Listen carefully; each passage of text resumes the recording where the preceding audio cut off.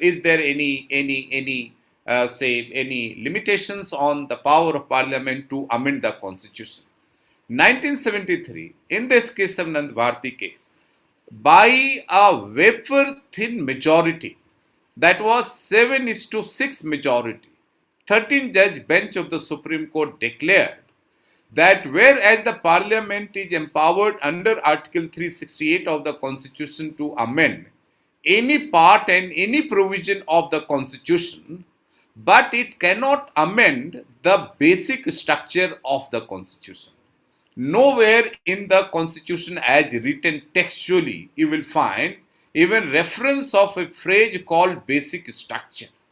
But post 1979, 1973, this basic structure becomes one of the defining features of the Constitution of India vis-a-vis power of amendability of the Constitution, right? So much so that now one to a person it may seem that Constitution of India is divided in two parts. One which is the basic structure, which is so sacrosanct that the Parliament cannot even touch it, and remaining the non-basic structure, which of course Parliament can change, alter, amend, so on and so forth. But this kind of understanding of the Constitution, of course, there was some kind of debate prior to 1973 on this, but finally 1973 the Supreme Court by 7:6, a wafer-thin majority, held, and that seems to be one of the most defining features of the Constitution of India as it is. Again the same point, where from these 7 judges of the Supreme Court get this power to define the Constitution of India as it has actually been defined in the basic structure. The questions which I have been raising, right from what happened in Pakistan 2 days ago, decision by the Supreme Court of Pakistan, where 5 judges were empowered to declare what the law is and whether the actions of the president was in conformity with law or not. That's one. Or what happened in India 2015, where NJSC Act was declared ultra vires, or 1973 or 1978 when Menaka Gandhi case came in, which almost rewrote Article 21 of the Constitution of India, and through judicial decision inserted what we now know as the due process clause under Article 21. And there are any number of such judgments which have been going on, where we find that judges of the apex court, in case of India even judges of the high courts, are empowered to declare what the law is, and any action of any entity, whether it be military, whether it be parliament, whether it be the most empowered executive, 3 judges, handful of judges can declare them.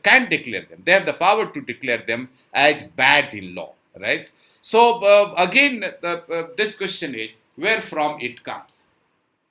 Now, answer to all these questions that I am talking of, vis-a-vis empowerment of judges in the judicial process, can be seen from a movement which started in understanding of law, which we now know as Realist School, as some people say, or Realist movement, as some people say, or legal realism, as some other people tend to say. Each of these words seem to be, none of them have any technical legal connotation, but they are this movement which seems to have empowered the judges to this level, where they seem to be declaring the law on a given point, or a given question of law, seems to be, say, explained by this trend which is called, generally called Realist School, realism, or so on and so forth. So what is this realism? Let me tell you. Now I am coming to the topic of realism. As a student of jurisprudence, I know this realism is one of the most difficult topics to understand, difficult topic to comprehend. But let me do my best to explain it to the students for whom jurisprudence may be the basic or say maybe the first course, and as you grow up in your legal profession, at every point of time you will find the scope of understanding within jurisprudence of law has been increasing. So there are so many schools of law or theories of law. Say, for example, no positivist school, natural law school, then historical school, then Marxist school, then sociological school. Some people have even calling it feminist school of law. Some people even using a term critical legal studies, so on and so forth. One of the schools which gets attached to so many dimensions of understanding of law is this realist school. And all of them try to know, understand, explain what is this law all about? Why the law? For what purposes of law? What great thing does this law serve? Can there be a society without law? Can there be an objective understanding of law? Objective in time and in space. So law in India and law in UK and law everywhere should be uniform. Can there be any theorization of law? All these schools that I have just talked of, the positivist school, the historical school, the sociological school, the natural law school, Marxist school, all of them try to explain the theorization of law as it prevails. And one school which seems to be the latest one, and so the youngest one, is this realist school. Now, what is this realist school? The earliest kinds of writing on this realist school or relating to something called a realist school was noted by, in its very, very elementary form, was highlighted by Mr. Justice O.W. Holmes. He was a judge in United States of America, and in 1897 he published an essay which was called The Path of Law. And there he said that if one wants to know the law, then one needs to look the law from the perspective of a wrong man.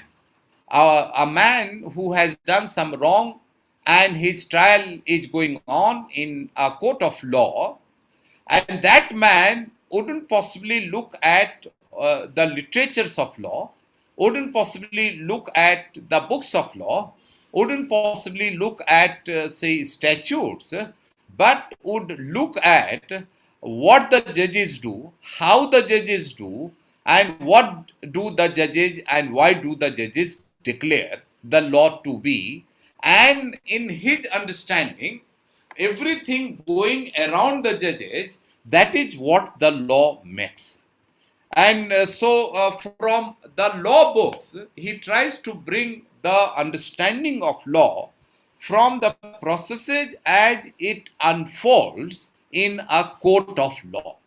So, not the law as written, as enacted by the parliament, but as it is understood, as it is interpreted by the courts while the adjudication of the matters involving any question of law is going on. And that seems to give a better understanding of law as it unfolds than the law which what is written in the statute books or in the law books. One of the earliest kinds of thinking or where the orientation in understanding of law is shifted from the law books to the proceedings in a court of law. Now, this was taken further by yet another, a scholar, again from United States of America, and he was Mr. Gray, 1939 to 1915, that is his lifetime. And during this time, sometime around early 1900, he wrote The Nature and Sources of Law. The nature and sources of law. And what he said is that all the statutes, all the customs, all the precedents that we see as law are not actually the law, but they are the sources of law. They are the sources of law. For the first time, an academic literature trying to assert that there is difference between the law per se and the sources of law. The statute, which until now was considered to be the law itself, is now relegated to the position of sources of law, and from those sources of law, which is like statutes, enactments, the rules, the customs, wherever they have the effect of law, or even the judicial decisions in the nature of the precedents, they are the sources from which the judges extract the law, from which judges extract the law and apply the law. So, what is going on in the court of law? Extraction of the law from the sources, actual law is taking place there and not in the enactments by the parliamentary processes, or not in any say what we now know as the source. So you may have possibly taken note that in your elementary legal method classes, possibly in first year, there is usually a topic, what are the sources of law? I mean, those sources of law, if first year LLB students are usually taught that the precedents, the customs, the enactments, the statutes, they are the sources of law. If they are the sources of law, then what the law is? Law is hidden within these sources, which the judges, when they are sitting in the court of law, they extract them. And once they have extracted, decided the decision, whatsoever decision is there, that is binding for the litigants therein, and for others, it again becomes a precedent and thus a source of law. This was a novel way, a new way of thinking about the law, or about the understanding of the law that Gray gave, which was again moving away from the statutes, moving away from the customs, moving away from the precedents, moving away from the law books. You are directed to the process which are going on in a court of law. And in a court of law, how does the judge understand what the law is? What are the factors which goes on in the minds of the judges? What are the parameters based on which judges are deciding the cases, or deciding the question what the law is applicable in the given case? All those go to define what the law is, rather looking at by barely reading what you find in the sources of law. And please remember, whether it is O.W. Holmes or Gray, or what now I am going to talk of, Jerome Frank or Carl N. Lilwin, they are often described as the proponents of American realism. All of them were American. All of them sought to move away from the traditional approaches of law to more happening processes of law in a court of law, and law as emerges, as understood by the judges, that seems to be the defining processes for the law. Then there is another in the same line. There is not one scholar who would be credited to have propounded this realist approach to law, or this realism in law. There are at least four well established American realists and four well established Scandinavian realists, and together around 8 of these are said to be the pioneers of realism, or Realist School. So there is another in the same line of American realism who is called Jerome Frank. Jerome Frank.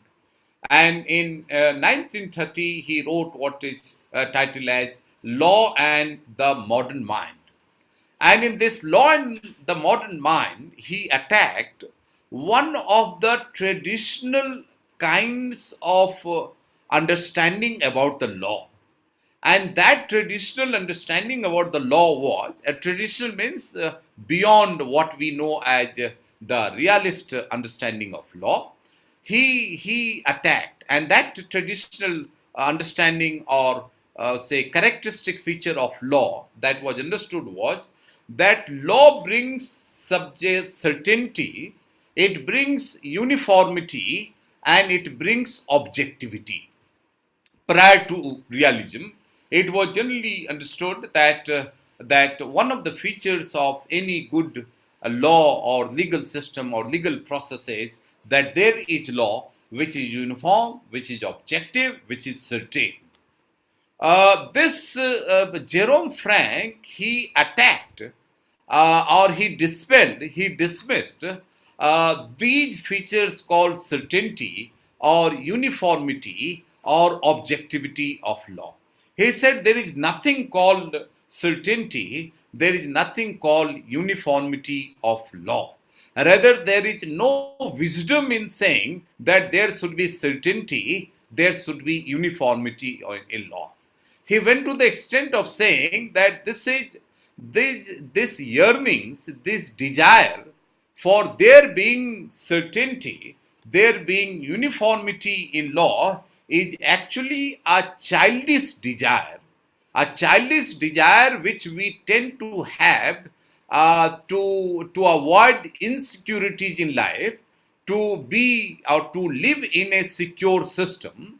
And earlier we do away with this childish yearning for security in terms of certainty and uniformity of law, the better we grow in our adulthood of understanding of the law.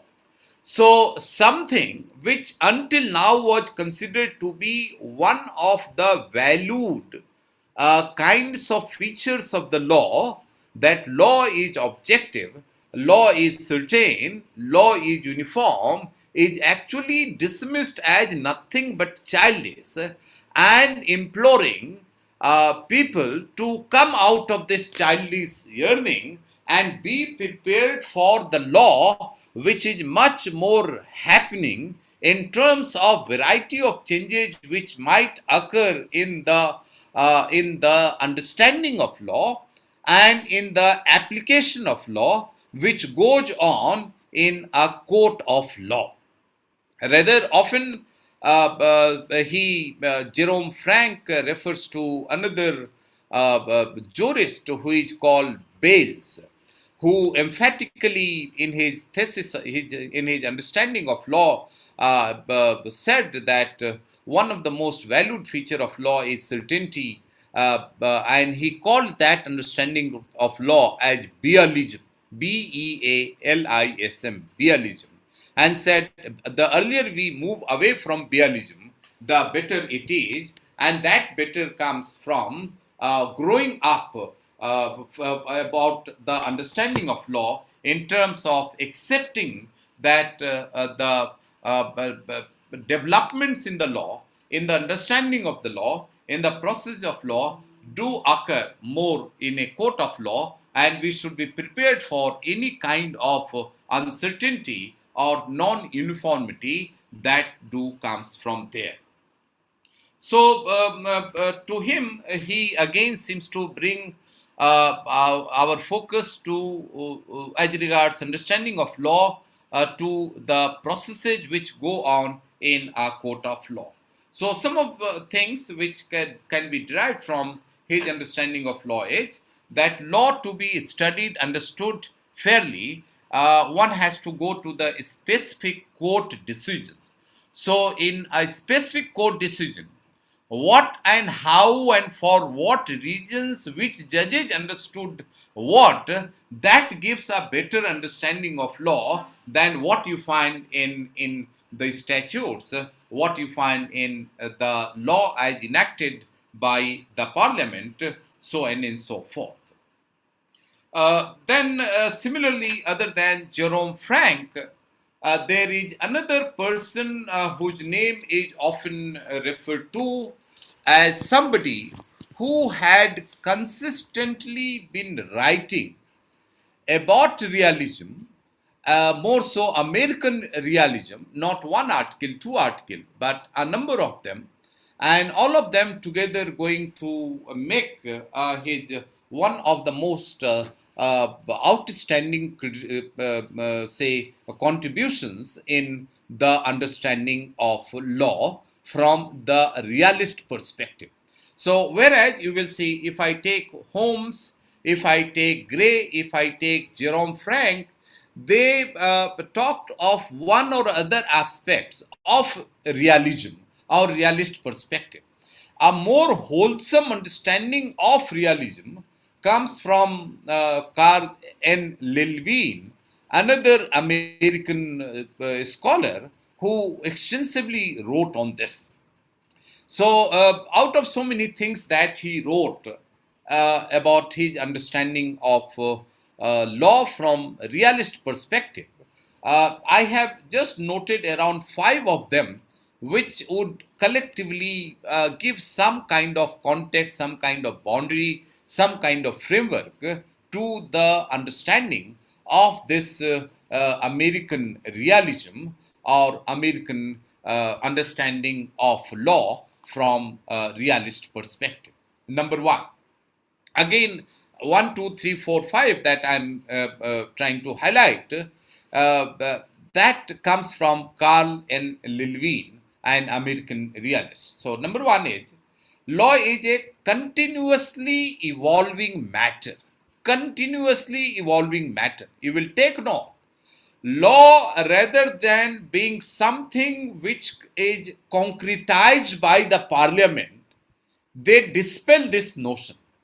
And rather than concretization by a formal enactment of parliament or by a formal declaration of some law-making agency, they seem to assert that law is actually a thing which is under continuous evolution.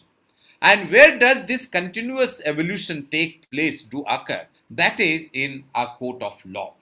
So rather than a matter of declaration by one go, either as an enactment or judicial decision, law is in flux. It is in flux. It's not, say, defined, it's not concretized, this is not set, rather it's always evolving. So it is in flux until on a given question of law, a court of competent jurisdiction decides what is the law on that question of law.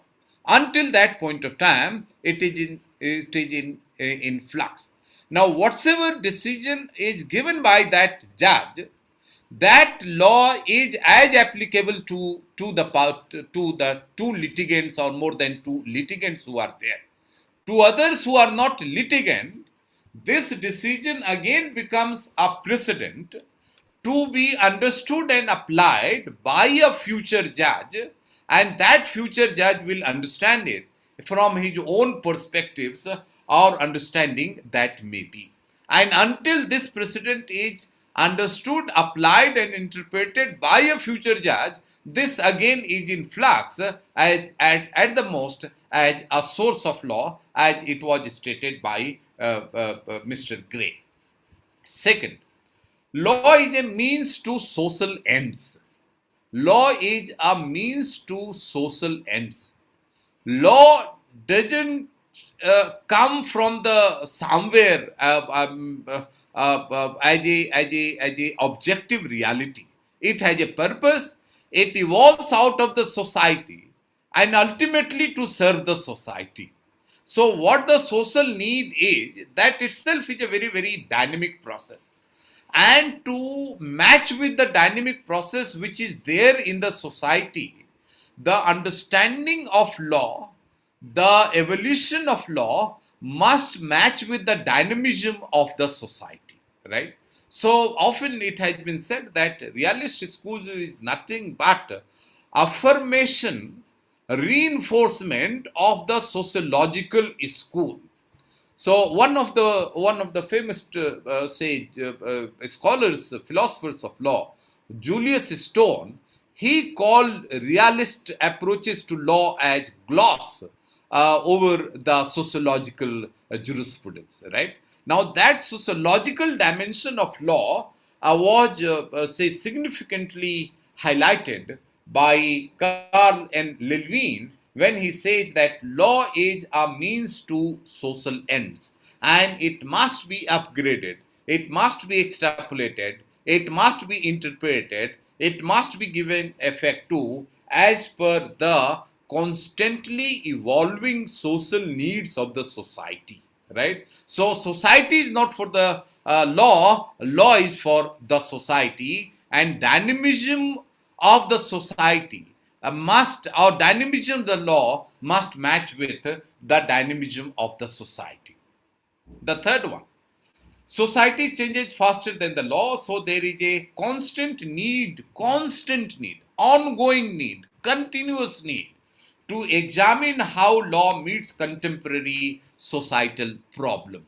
Rather than leaving the law to some enactment which may have been made, say, 1950, 1947, 1960, it is responsibility of the judges to constantly examine those laws as enacted maybe 1950, 1960, 1970, any time in the past, and upgrade it to the contemporary needs of the society.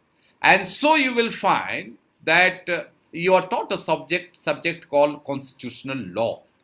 What the constitution is as adopted in 1950 and what the constitutional law which is taught to you, there is a huge difference. So constitution as written and adopted in say 1940s and 1950 has constantly been upgraded by the constitutional courts in this country, what we know as the high courts, what we know as the Supreme Court of India. And some of the illustration that I gave to you, say for example, our understanding of Article 21 of the Constitution of India. There is a famous case which is often taught to the students, A.K. Gopalan case of 1950. And that is a classic case where the Supreme Court is seen to be taking a very positivist approach to law. From that positivist approach, we come to 1978 Menka Gandhi case, where Supreme Court seems to have taken a more value-oriented understanding of law. So much so that through this Menka Gandhi case, 1978, the Supreme Court is said to have inserted what is called due process clause under Article 21. So, a study of law need to be done in each specific cases, So, what the Article 21 of the Constitution of India is, if a question comes to you and you write what it is written in the Constitution of India today, possibly you will fail in the exam until you write various case laws, right from A.K. Gopalan till say Menka Gandhi and so many another so many dozens of the cases, where at every stage the scope and the meaning and the context of right to life under Article 21 of the Constitution has been given broader and broader meaning and effect, thereby meaning that what is right to life under Constitution of India has been extensively broadened by adjudicatory process. So by decisions of the courts in various judgments, all that becomes important. So all these that I talked now, starting from Holmes to Gray to Jerome Frank to Carl N. Levine, these are four major pioneers of American realism. Now, this American realism is often said to be what is said to be the practitioner's approach to law or to understanding of law. So American realism is more addressed to the people who practice the law, the lawyers, the judges, and of course the scholars of law. Unlike this American realism, which primarily seems to be addressed to the practitioners in law, lawyers, judges, and of course, as I said, the policymakers, the teachers, the academia, there is another, say, realist or subgroup in realist approach, which is called Scandinavian realism.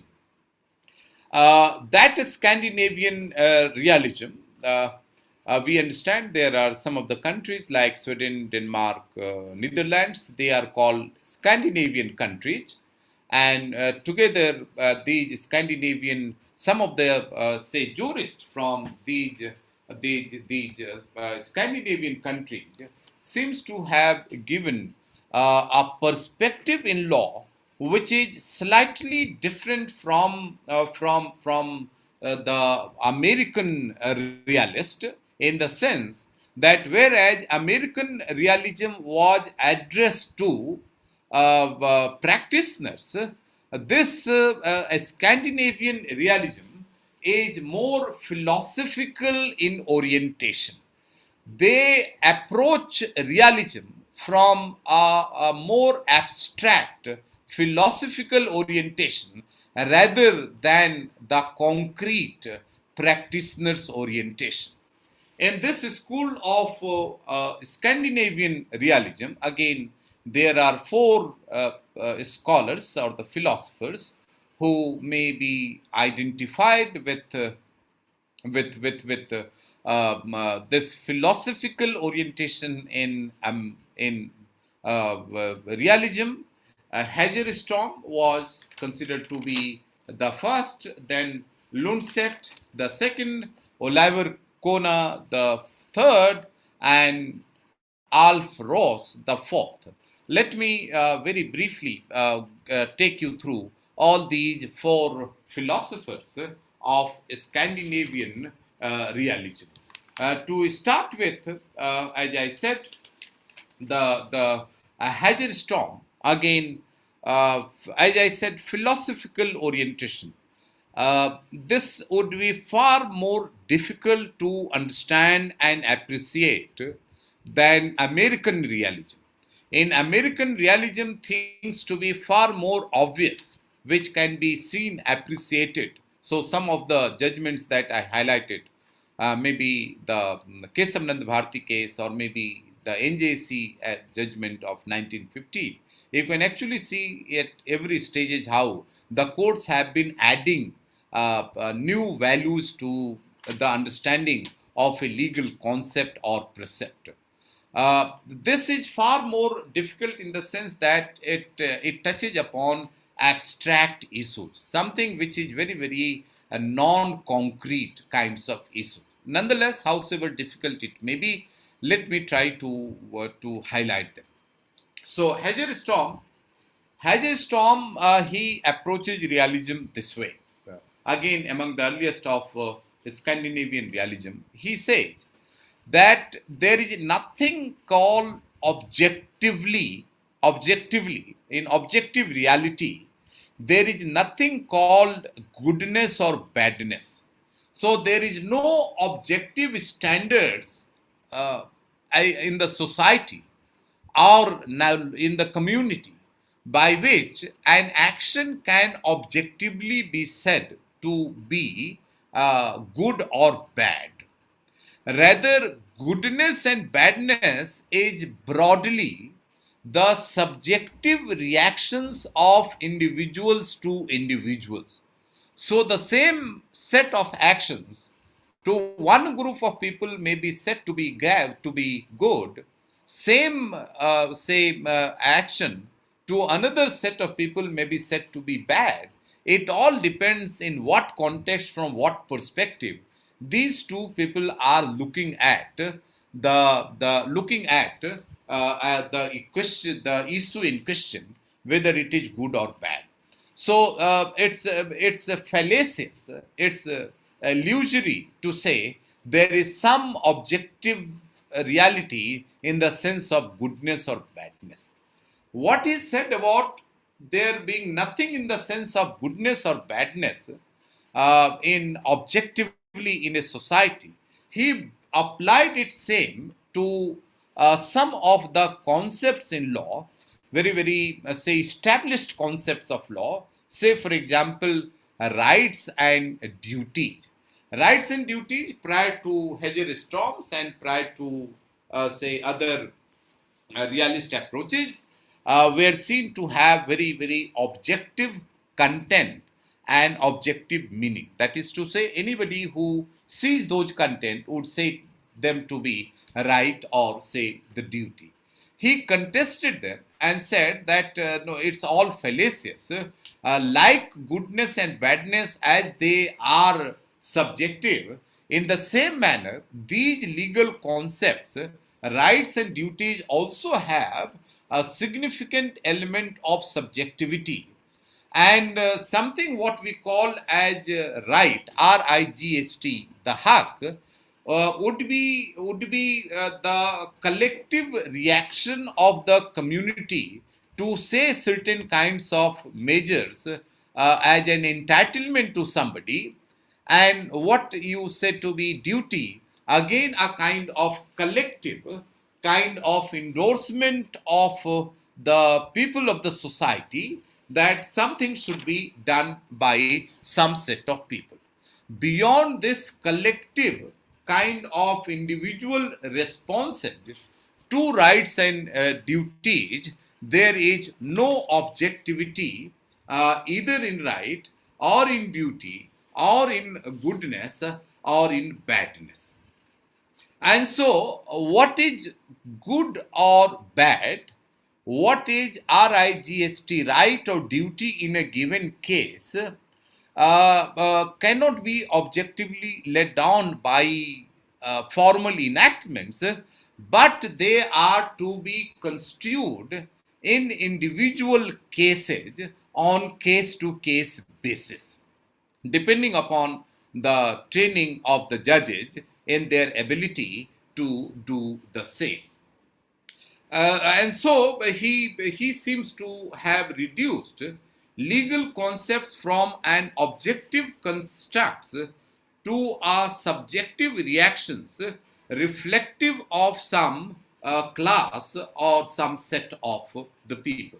One of the earliest thinkers on in the realism from a Scandinavian perspective, that is the philosophical approach to realism which comes, primarily trying to attack the element of objectivity which rights or duties or such other concepts seem to be having. Then there is another, say, Scandinavian called Lundstedt. Lundstedt, he attacked what is called metaphysical ideas associated with law. What are those metaphysical ideas associated with law? The metaphysical ideas associated with law, which is actually a creation of positivist school, that generally seems to be saying that law is a very say value oriented things. It is a sanctimonious thing. It obtains, it secures, it brings justice, so on and so forth. He said there is nothing called justice. It's only subjective idea that what is just in a given situation and what is unjust in a given situation. Otherwise, more than this subjective appreciation of justice, there is no objective content of justice, and so there is nothing called justice which can be objectively defined. And so any kind of understanding of law to bring justice, objective justice, or to secure justice is actually a fallacious argument, because justice per se doesn't exist objectively. It is illusory thing to guide law towards something which is said to be justice. So rather than justice, he replaced it by what he said as the social welfare. And so, rather than law striving to bring justice, whose content is still not well defined or objectively laid down, the social welfare is a process of the society, and every law should try to understand what is good for the society, what is bad for the society, and law should be guided towards achieving these desirable goals of the society. Now, who will assess in a given situation what are these desirable goals to be attained by the law? That, of course, would depend on the people who are engaged in formulation of law, to start with legislatures and then finally filtering to be done at the level of the judges. So much so that judges who are sitting in adjudication and interpretation of law, they should be less guided by metaphysical ideals of the law and should more be, say, enterprising in guiding the law towards attaining the social goals which are seen evidently, and that should be guiding them. So some of these social goals may be the needs of clothing, the food, the shelter, the security of life, the security of property, the dignity, the equality, so on and so forth. So law should actually, the judges should be guided by these things. Then there is another, scholar, philosopher in this Scandinavian school of realism, who is called Oliver Kona. He attacked what is called the binding nature of law. Binding nature of law. That is another, say, construct which was prevalent prior to the realist understanding of law. And he said that there is nothing called binding nature of law. Rather, this objective understanding that there is binding nature of the law is illusory, and law should be understood more by the people who feel bound by this, rather than law being binding on everybody. The law as it prevails in the society is the one where majority of the people or more number of the people or substantial section of the people, they seem bound by the law. So rather, whole thing shifts over to the people to whom the law applied, and so long these people to whom the law does apply, so long they feel it to be binding, they are bound by this, and that is only in the nature of the binding character of the law and nothing more. So law produces behavior not because it is binding, but people to whom it is addressed, they feel bound by this. So law is a set of independent imperatives. Why do people feel bound by law? Because it is it depends on the societal context. So there was a time when a certain kind of understanding of the law was followed by the people. The social context may change, and now people may not seem to be guided by the same binding nature of the law. And so in case of India, you will know that there was a time when adultery was supposed to be a kind of criminal offense punishable under criminal Indian Penal Code, but now this has ceased to be an offense again, as the societal context in understanding of this phenomena called adultery that had changed, right? So the binding character of law. The last one, which is there in this Scandinavian school, is Alf Ross, and Alf Ross is seemed to be is known for highlighting certain features of law from the perspective of validity into the validity of the law. What is a valid law? What is not a valid law? So, how does he go to the question of validity of law? I will take another around 5 minutes to complete, and then, of course, I shall be open to the questions that comes. So what he said is that law consists of legal norms. And how did he define the norms? He defined norms. Norm is a directive which stands in relation of correspondence to social facts.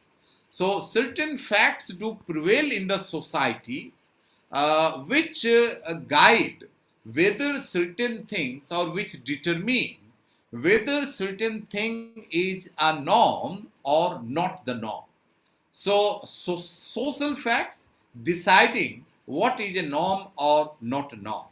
To say that there exists norm means that certain social facts exist which encourage human behavior or behavior of the community towards compliance of those norms.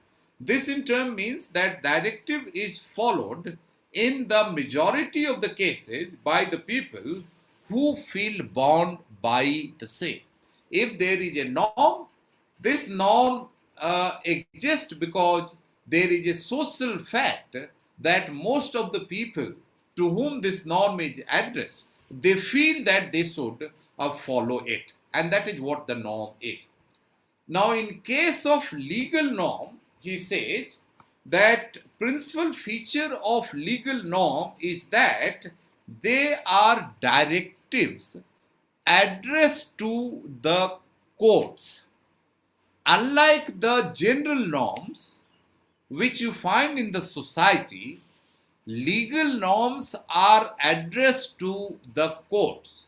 So it is the courts who should feel that in the given societal context, they should abide by the norm which is said to be the legal norm.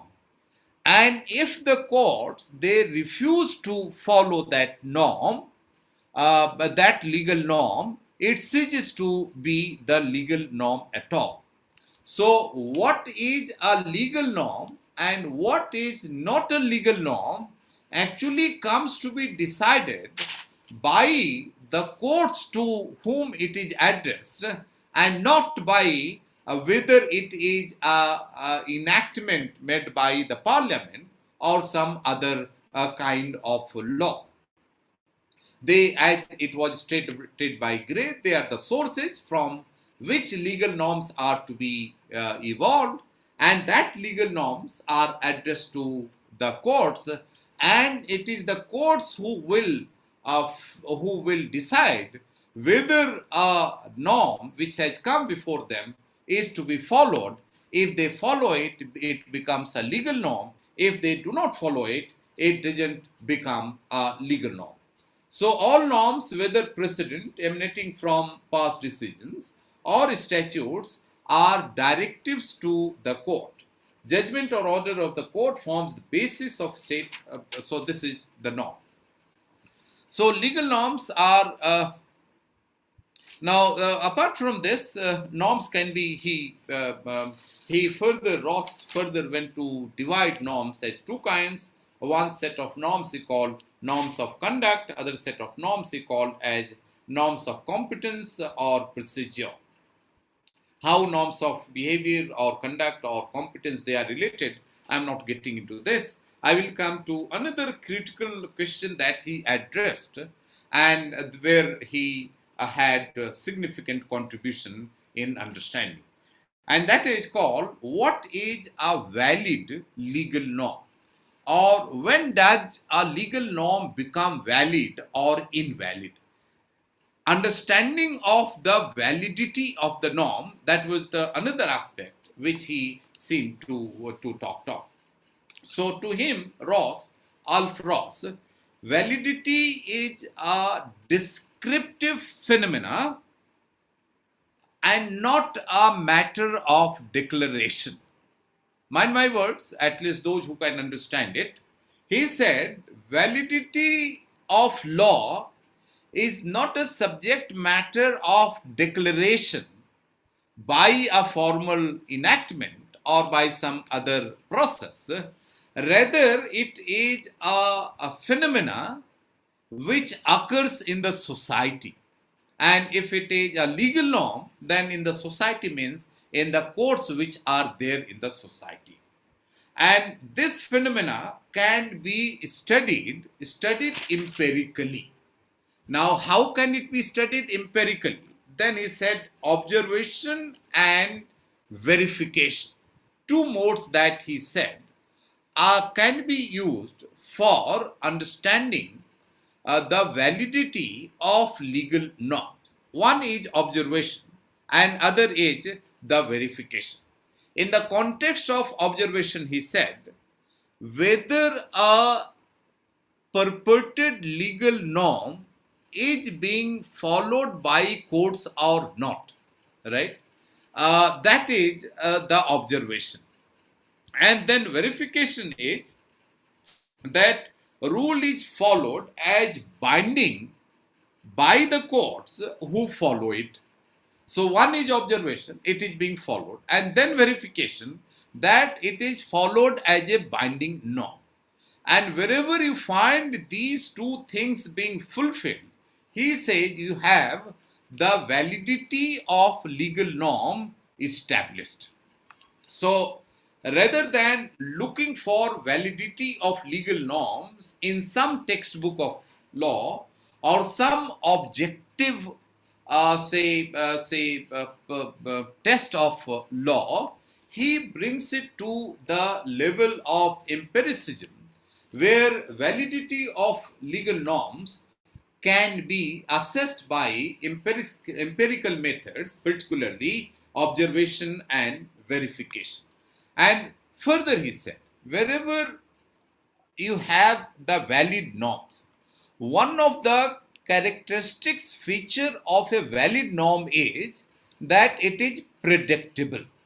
So all valid norms, good valid norms, can be predicted in advance by the people who are trained into this empirical study of understanding the validity of law.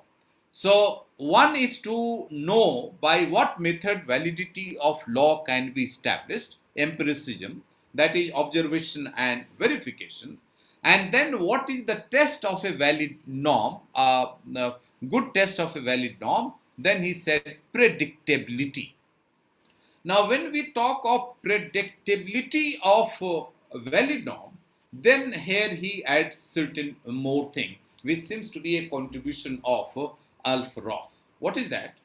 A legal norm is valid if a prediction can be made by employing empirical methods that a court will apply. And then he says that validity is not an all or nothing concept. Validity is not an all or nothing concept. What it means is that validity of a legal norm is not something which can be stated in black and white. Black and white. It's a valid, it is invalid. Not not black or white, not say valid or invalid. Rather, he said that the validity of a norm depends on degree of predictability. Degree of predictability. Now, degree of predictability means that there are certain norms which can be predicted to be followed by the courts almost 100%. Right? So today, if a case goes to the Supreme Court of India, and the question is whether the constitutional provisions relating to independence of judiciary can be narrowed or not. The predictability is that 99% of the chances, as the situation prevails in India, the courts will say that the legislatures in India cannot interfere with the independence of the judiciary. It can be predicted. The higher degree of predictability of this norm, the independence of judiciary within the constitutional framework of India, implies that it is a norm with higher degree of validity. Higher degree of validity. On the contrary, there can be another set of norm where the chances may be 50-50%. It can be predicted to be followed, it can be predicted not to be followed, something of the kind, either way. And that will determine what is the degree of validity. There could be another set of cases, say 5-judge bench, four judges are folding up certain provision of law. One judge not upholding it. Ratio is almost like say 80% is to 20%. So this specific norm, which was under contestation before the court, would be valid by a degree of 80%, unlike the other where it may be 100% or something. So what we get to understand out of this is that again from the realistic perspective, we may agree, we may not agree. That's altogether different issue. But this is trying to understand at best what the realist philosophers are wanting us to understand the law from their perspective. So from that, in that context, one of the contributions of Ross seems to be this bringing in the element of degree of validity. Rather than looking at validity of law in yes or no, the validity is a graded thing. Highly valid, absolutely valid, just not valid, or minusculely valid, so on and so forth, in a graded way. And what will determine these gradings of validity, and that is the predictability. How will the courts to whom the legal norms are addressed receive a purported legal norm? If it can be predicted with higher degree say a higher degree of predictability, we would, or it would be said from their perspective that it has higher degree of validity. So this for American realists, for Scandinavian realist, then broader realism I have talked of, there is just one element of contribution of this realist school that must be stated. Otherwise, the whole exercise of realism would become or would be unfair to this school. Realist school, both Scandinavian and American realism, they, particularly the American realism, seems to have given a discipline of study in law which is called jurymetrics. Jurymetrics. So apart from so many contributions of realism that we understand, jurymetrics is a process in law or judicial process where we try to understand the behavior of judges in a given case or on a given question of law as to what likelihood of perspective the judges are going to give their judgment and why. And when we go into, suppose this is a question of say a right to life for the people who may be dying of hunger or malnutrition, do they have right to life, and who has the responsibility to preserve their right to life, to the unfortunate section of our population who may be dying of hunger. And there are 5 judges.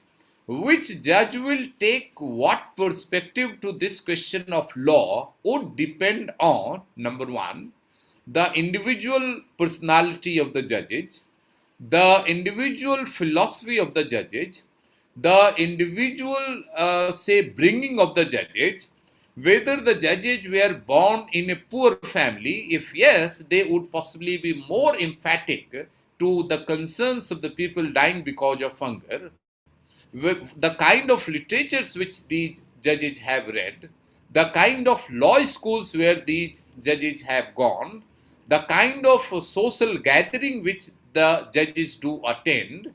If the judges are one which only attend the gatherings of the super rich, super elite people, and unlike the other who may also be going to the villages, looking at the sufferings of the village people, both of their perspective to this question of law, whether they have the fundamental right under Article 21 and that needs to be safeguarded, that will hugely, say, differ. Now, this mechanism or this tool or this method of trying to understand the or predict the perspective of the judges on a given question of law, even before they have decided it, is generally done through this method called jury metrics. And the fundamental basis of this jury metrics is on the realist philosophies, which to conclude, if I have to say in one line, as to summarize realism, I would say, from realist perspective, if you want to know what the law is, do not go to the statutes made by the parliament, do not go to the law books, go to the courts and see for yourself the adjudication process where this question of law is set to be decided, and what comes out of that is the law which is binding on the 2 or more parties which are there as litigants. And once it has been given over the litigant, the law is done, and this what comes out as a judgment it becomes a precedent which is source of law for the future consideration by the future bench. The significance of this realist school I will highlight. Number 1, that realism brought the focus on the understanding of law to the court processes and proceedings, to the adjudicatory processes. And so, for the students, why do we have case methods of teaching in law? One of the reasons for a case method of teaching of law is that students should know by reading the cases as is decided by the judges to know what the law is on a given point or on a given question, rather than relying on the text of law, rather than relying on the statutes of law, which from the realist perspective is at best the sources of law and not the law itself. So one is in the study of law, we know that case method of law has become important. Number 2, realism is appreciates, acknowledges and reinforces the role of judges in making and unmaking of the law. So whatsoever law is made by the parliament, whatsoever law our constitution was written by the framers of the constitution, today what we find is the constitution as is applied is the one which the higher courts in this country decide it to be or interpret it to be. So the empowerment of the judicial adjudicatory process in the making of the law, in the unmaking of the law, in validation of the law, in non-validation of the law, so on and so forth. This is the other significant contribution. The third significant contribution, as I said, that generally it was said that in a typical politically organized society like ours, there is a separation of power, lawmaking with the legislature, law enforcement with the executive, and adjudication with the judiciary. Now, this separation of power seems to have been diluted by this realist school when it advocates that finally the law is to be known not from the statutes which are enacted by the parliament, but from the way it is understood by the judges, particularly the judges of the higher courts in the country. So this is here we are about our understanding of realism. I started just to summarize my whole lecture in maybe 2 minutes or maybe a couple of lines, at least for those who may have taken efforts to understand, in the sense that it is Realist School is one of the most technical schools of law to understand and appreciate. So I would indeed appreciate if the students of third year do appreciate this Realist School. Nonetheless, I have tried to do my best to put it through to you. In another 2 minutes, I will just summarize it. Number one, I started with happenings in Pakistan, some contemporary context of judicial adjudication I highlighted. So I talked of NJAC Act, 90 Constitution 99 Amendment Act, and how by a 4:1 majority it was declared ultra vires to the Constitution. Then I talked of Kesav Nanda Bharti case. Then I talked of possibly Menka Gandhi case. Then I came to Realist School. This Realist School can be divided in two frameworks. One, American Realism. In American Realism, I started with O.W. Holmes, then say a number of say other American realists, Gray, Jerome Frank, Carl Lewin, and then I came to Scandinavian realists, so Hagerstorm, Lundset, and then Oliver Kona, and then Ross, and then back to the significance or contemporary significance of realism in defining the law as well as the structure of constitutional structure of lawmaking and law adjudication process. So from my side, this is all. I shall be more than happy to take any questions that come or any kind of submissions, any kind of additional input that might be coming from my listeners. Thank you so much. Yeah, please.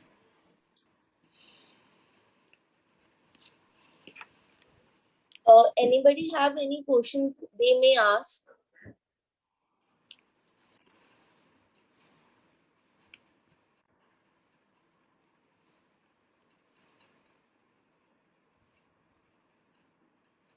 Yes, Muskan, they may write in the chat box as well. They may. Yes. Yeah, if anybody has any question, they can write in the chat box as well. Thank you so much, sir, for your such a nice lecture for today. Over to you, Pahel, sir.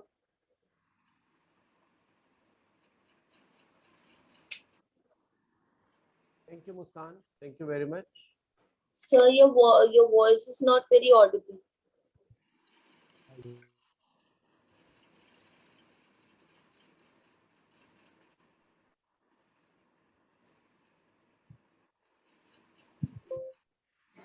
Yeah. Thank you, Muskan. Thank you very much.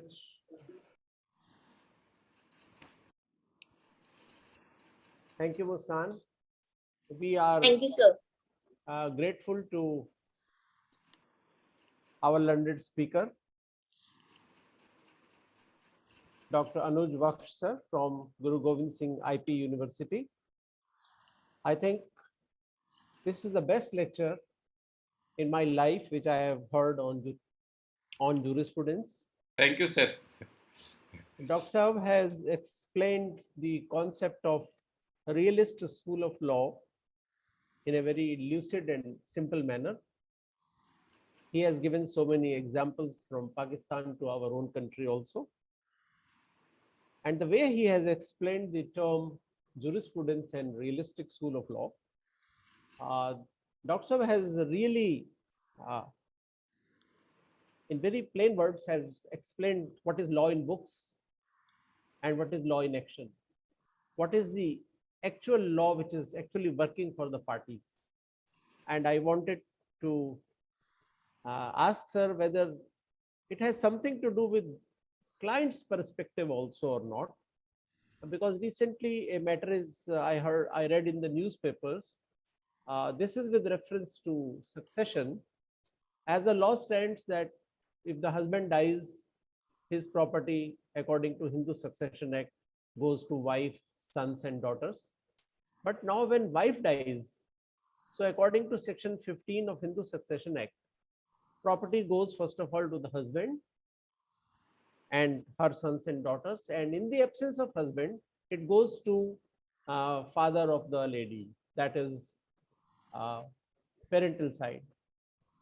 So in this writ, it has been challenged that section 15 probably is not constitutional in the sense that property of the female should directly go to her father and mother, that is Micah side, not in-laws side. So Dr. Saab, my observation and anxiety is whether client's perspective has anything to do with realism or not. Please. Okay, sir. Now, I tell you, sir, client, as I said, strictly speaking from a realist perspective says that law as decided by the court is applicable to the two litigants which are there. Beyond two litigants, it doesn't apply. It becomes a source of law. Now, what court decides in the given specific case, strictly from the realist perspective, please remember, realist perspective may not be absolutely correct. It has its own limitations. So, in the given case, if somebody can convince the judge so much that judges are called upon to decide that the property of the deceased wife should directly go to the father rather than going to the husband or their son, if the client can decide it for the facts which can be brought about. One fact can be, say for example, I will give you one illustration. Just before the death of the wife, if there is a record that property worth say 100 crore was given to this deceased lady by her father as a gift, and after 3 days from taking that property she has died, and then further investigation also revealed that in her death there was some kind of mischief played by the husband, possibly to appropriate the property.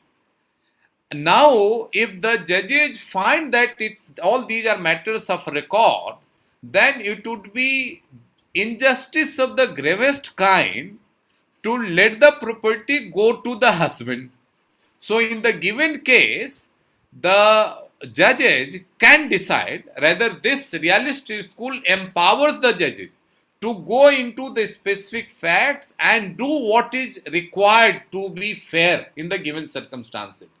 And I have given you one illustration where it would be absolutely valid to my mind for the judges to say, let this property go back to the father rather than going to the husband who was the criminal to get the wife killed in greed to acquire the property. And it would be absolutely valid one, irrespective of what is their contemplation or stipulation in the family law. As I said, realist school say that what you find in Hindu Marriage and Succession Act is at best a source of the law. What comes out of this as a law which will apply to the litigants therein is what judges understand to be right in the given situation. So yes, I would go with you to say that from absolutely from realist perspective, it may go to the father. But the problem is that such a huge degree of realism where judges totally ignore the statutory provision and state something which is just contrary to statutory provision is rare. But it has been there. There have been a number of cases where judges have ignored the statutory provisions. They have said this statutory provision is invalid and they have given their own, right? Yeah. So adultery was declared to be ultra vires to the constitution, despite the fact that this was there under the Indian Penal Code as a Right. as a say punishable offense or something. Yeah, sir. Thank you very much. Thank you, Dr. Saab. I must say that Professor Dr. Anuj Vaksha has really changed the landscape of legal education, not only in or northern India, but in the entire country. Thank you very much, sir, for joining us. Thank you again. Over Thank to you, sir. Muskan. Thank you. Over to I will Muskan. look forward for this no recording which has been done. Right. I will like to go through myself. Right. Sure, Thank sir. you so Sure. much. I shall appreciate if it would be shared with me. Right. Sure, sir. It is on YouTube. We'll share it with you. Yes. Yes. Yes. Please share the The link. humble request from Ajay Kumar Tyagi sir to please have a vote of thanks. Thank you. Thank you so much. First of all, I would like to congratulate sir for such a mesmerizing session. In fact, it was, sir. Thank you, And sir. I believe our students and faculty colleagues, they would be greatly benefited this. And good afternoon to one and all present here. Good afternoon to Honorable the Chairman, GEMS Group, Dr. Amit Gupta, sir. Respected Director Campus, Professor Dr. R.K. Raghuvanshi, sir. Respected Speaker of the Day, Professor Dr. Anuj Kumar Vaksha, sir. Respected Principal, JEMTEC School of Law, Professor Dr. Pallavi Gupta, ma'am. Respected Professor Dr. N.K. Behel, sir, our faculty coordinators, our moderator of the session, Ms. Muskan, and my dear colleagues and my dear students. I, Dr. Ajay Kumar Tyagi, on my own behalf and on behalf of JEMTEC School of Law, take this privilege to extend vote of thanks to Professor Dr. Anuj Kumar Vaksha for his enlightening deliberation. Sir, our students would be, greatly benefited, and our faculty members will be greatly benefited from today's deliberation, in which your good self has explained the topic very well by correlating the contemporary issues and what's happening across the globe, as you have correlated it with the Pakistan. So it was really very, very, mesmerizing. And sir, you have explained everything very nicely, very lucidly. And sir, you have guided us for all relevant spheres of the topic, in fact, of the day, Realist School, its relevance in present era. Sir, you have touched upon very important issues like society is not for law, but the law is for society, and continuous requirement for examination of contemporary needs of society. Sir, you have also discussed about the major pioneers of the American realism and the Scandinavian realism too. So, sir, all these points which were highlighted by you have definitely enhanced our knowledge, not only for the topic of the day, sir, but of course for the subject also. And we are lucky to have you with us today. Many, many thanks to Honorable the Chairman, GEMS Group, Dr. Amit Gupta, sir, also, respected Director Campus, Professor R.K. Raghuvanshi ji, and of course, the driving force of the session, Principal, JEMTEC School of Law, Professor Dr. Pallavi Gupta, ma'am, for her encouragement and for arranging this such a wonderful session for us. My thanks are also due to respected Professor Dr. N.K. Behel, sir, for his continuous support and mentorship. My thanks are also due to all dear faculty coordinators. Special thanks to Ms. Prabha, ma'am, and moderator of this session, Ms. Muskan, student coordinator team, all my dear faculty colleagues and my dear students for their patience listening. Thanks to the IT team also for their continuous support. And once again, sir, thank you so much for your words of wisdom and your precious time, as you have spared your valuable time for all of us. I would like to take a pause here, sir, but we look forward to hear you again on some other contemporary issues also. And with this hope, with your permission, sir, we want that we would hear you again in future also on some contemporary issue. Thank you so much, sir. And have a nice day, everyone. Thank you.